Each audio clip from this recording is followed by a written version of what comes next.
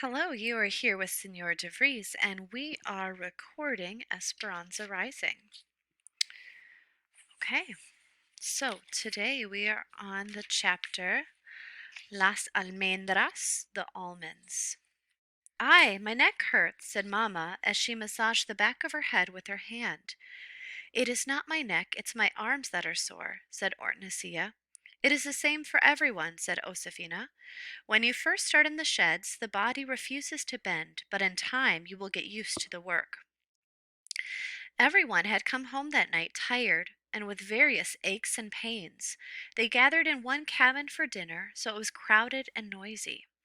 Josefina warmed a pot of beans and Hortensia made fresh tortillas. Juan and Alfonso talked about the fields while Miguel and Isabel played with the babies, making them squeal with laughter. Mama cooked arroz and Esperanza was surprised that Mama knew just how to brown it first in oil with onions and peppers. Esperanza chopped tomates for a salad and hoped no one would mention the sweeping. She was glad this day was over. Her bruises had been to her pride. Isabel took a fresh tortilla, sprinkled it with salt, rolled it up like a cigar, and waved it at Miguel. How come you and Tia Alfonso won't let me go behind the cabin with you? Shh, he said. It's a surprise. Why are you so full of secrets? Asked Esperanza. But neither Alfonso nor Miguel answered. They simply smiled when they prepared their plates. They ate dinner, but before they could slice a cantaloupe for dessert, Alfonso and Miguel disappeared with instructions not to follow them. What are they doing? Demanded Isabel. Hortensia shrugged as if she knew nothing. Miguel came back just before sunset. Senora and Esperanza, we have something to show you. Esperanza looked at Mamma. It was obvious Mamma was just as confused as she was. They all followed Miguel to where Alfonso was waiting. Behind the cabin was an old oval washtub with one end cut off. It had been set on its side, forming a little shrine around a plastic statue of Our Lady of Guadalupe. Someone had built a grotto of rocks around the base of the tub. Around it, a large plot of earth had been fenced in by sticks and rope and planted with thorny stems, each with only a few branches. Isabel gasped. It's beautiful. Is that our statue? Josefina nodded, but the roses come from far away. Esperanza searched Miguel's face, her eyes hopeful. Papa's? Yes, these are your papa's roses, said Miguel, smiling at her. Alfonso had dug circles of earth around each plant, casitas, little houses, that made moats for deep watering, just like he had done in Aguascalientes. But how? Esperanza remembered the rose garden as a blackened graveyard. After the fire, my father and I dug down to the roots. Many were still healthy. We carried the cuttings from Aguascalientes, and that's why we had to keep them wet. We think they will grow. In time, we will see how many bloom. Esperanza bent closer to look at the stems rooted in mulch. They were leafless and stubby, but lovingly planted. She remembered the night before the fire, when she had last seen the roses and had wanted to ask Hortensia to make rosehip tea. But she'd never had the chance. Now, if they bloomed, she could drink the memories of the roses that had known Papa. She looked at Miguel, blinking back tears. Which one is yours? Miguel pointed to one. Which one is mine? She asked. He smiled and pointed to the other that was closest to the cabin wall and already had a makeshift trellis propped against it. So you can climb, he said. Mamma walked up and down, carefully touching each cutting. She took Alfonso's hands in her own and kissed him on each cheek. Then she went to Miguel and did the same. Muchas gracias, she said. Mamma looked at Esperanza. Didn't I tell you that Papa's heart would find us wherever we go?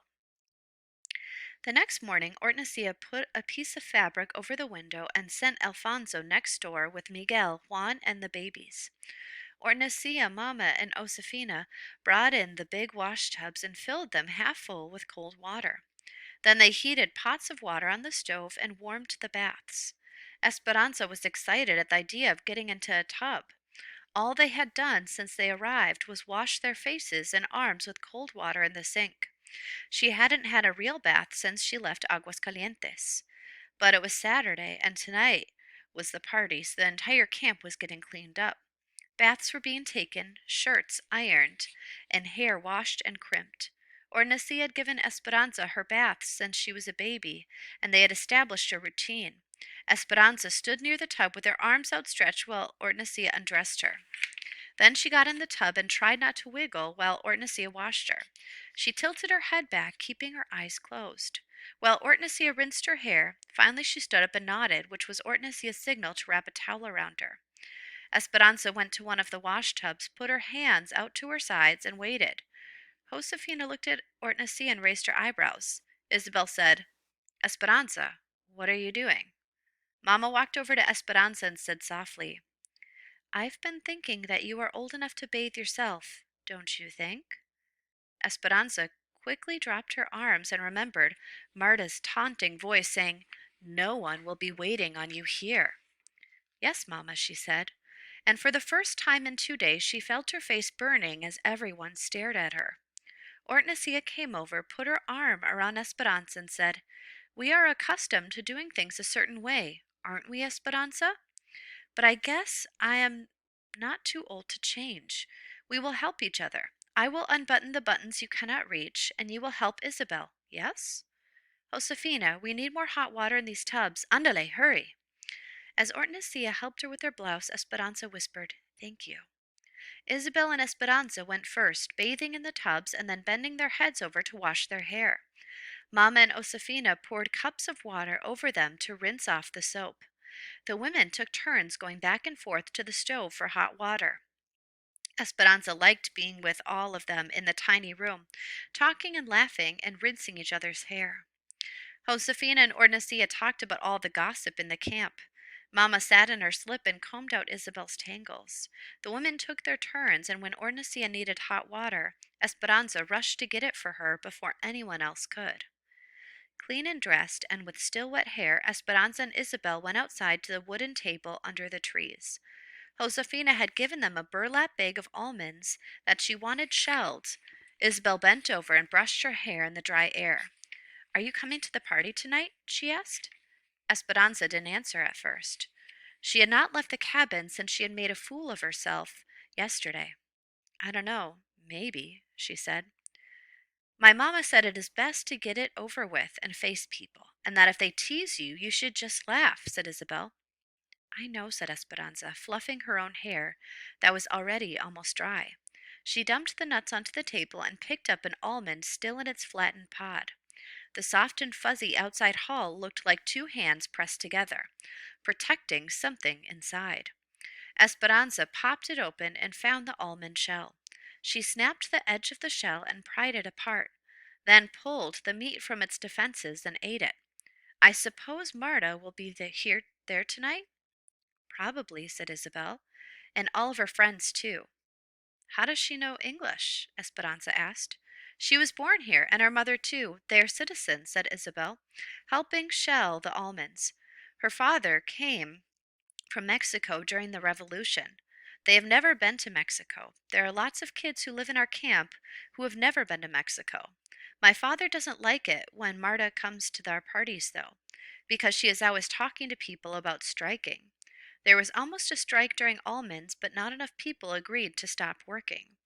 My mamma says if there had been a strike, we would have had to go to the orchard and shake the trees ourselves for these almonds. Then we're lucky. What is your mother making with these nuts? Flan de almendra, said Isabel. She will sell slices at the party tonight. Esperanza's mouth watered. Almond flan was one of her favorite sweets. Then I've made my decision. I will come, said Esperanza. The platform was lit up with big lights. Men from the camp in starched and pressed shirts and cowboy hats sat in chairs, tuning their guitars and violins. Long rows of tables were covered in bright tablecloths where women sold tamales, desserts, and their specialty, agua de Jamaica, hibiscus flower water punch made with the red Mexican Jamaica bloom. There was a bingo on wooden tables and a long line of chairs circling the dance area for those who wanted to watch. That's where Mamma and Ornisia sat, talking to the other women. Esperanza stayed close to them, watching the growing crowd. Where do all these people come from? She asked. The other night she had heard Juan say that about 200 people lived in their camp, but there were many more than that now. These fiestas are popular. People come from other camps too, said Josefina, and from Bakersfield too. When the music started, everyone crowded around the platform, clapping and singing. People started dancing in the area around the stage. Children ran everywhere, chasing and hiding. Men held young boys on their shoulders, and women swaddled their infants, all of them swaying to the sounds of the small band. After a while, Esperanza left Mamma and the others and wandered through the noisy crowd, thinking how strange it was that she could be in the middle of so many people and still feel so alone. She saw a group of girls who seemed about her age, but they were huddled together. More than anything, she wished Marisol were here. Isabel found her and pulled on her hand. Esperanza, come and see. Esperanza let herself be led through the crowd. Someone from the town had brought a litter of kittens. A group of girls were crowded next to the cardboard box, cooing and cradling them. It was clear that Isabel desperately wanted one. Esperanza whispered to her, I will go. Ask your mother. She wove back through the crowd to find Josefina, and when she agreed, Esperanza practically ran back to the spot to tell Isabel. But when she got there, a bigger crowd had gathered and something else was going on. Marta and some of her friends stood in the bed of a truck that was parked nearby, each of them holding up one of the tiny kittens. This is where we are, she yelled. Small, meek animals. And that is how they treat us because we don't speak up, and if we don't ask for what is rightfully ours, we will never get it. Is this how we want to live? She held the kitten by the back of the neck, waving it high in the air. It hung limp in front of the crowd. With no decent home and at the mercy of those bigger than us, richer than us. Isabel trembled, her eyes in a panic. Will she drop it? A man called out, Maybe all that cat wants to do is feed its family. Maybe it doesn't care what all the other cats are doing. Senor, does it not bother you that some of your compadres live better than us? Yelled one of Marta's friends. We are going to strike in 2 weeks at the peak of the cotton for higher wages and better housing. We don't pick cotton on this farm, yelled another man from their camp. What does it matter, yelled Marta, if we all stop working, if all the Mexicans are juntos, together? She made a fist and held it in the air. Then maybe it will help us all. He yelled back, That is a chance we cannot take. We just want to work. That's why we came here. Get out of our camp. A cheer rose up around him. People started shoving, and Esperanza grabbed Isabel's hand and pulled her aside. A young man jumped into the truck and started the engine. Marta and the others tossed the kittens into the field. Then they pulled some of their supporters into the back of the truck with them and raised their arms, chanting, Huelga, huelga, strike, strike. And that is the end of our reading for today. Please answer the discussion question.